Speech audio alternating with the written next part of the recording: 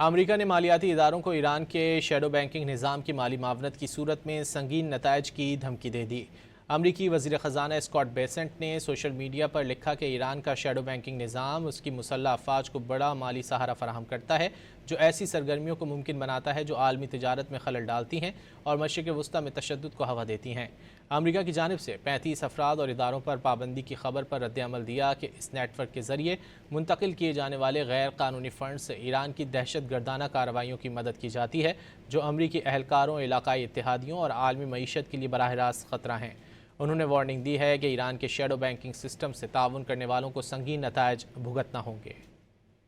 امریکہ نے مالیاتی اداروں کو ایران کے شیڈو بینکنگ نظام کی مالی معاونت کی صورت میں سنگین نتائج کی دھمکی دے دی۔ امریکی وزیر خزانہ اسکاٹ بیسنٹ نے سوشل میڈیا پر لکھا کہ ایران کا شیڈو بینکنگ نظام اس کی مسلح افواج کو بڑا مالی سہارا فراہم کرتا ہے جو ایسی سرگرمیوں کو ممکن بناتا ہے جو عالمی تجارت میں خلل ڈالتی ہیں اور مشرق وسطیٰ میں تشدد کو ہوا دیتی ہیں۔ امریکہ کی جانب سے 35 افراد اور اداروں پر پابندی کی خبر پر رد عمل دیا کہ اس نیٹ ورک کے ذریعے منتقل کیے جانے والے غیر قانونی فنڈز سے ایران کی دہشت گردانہ کارروائیوں کی مدد کی جاتی ہے جو امریکی اہلکاروں، علاقائی اتحادیوں اور عالمی معیشت کے لیے براہ راست خطرہ ہیں۔ انہوں نے وارننگ دی ہے کہ ایران کے شیڈو بینکنگ سسٹم سے تعاون کرنے والوں کو سنگین نتائج بھگتنا ہوں گے۔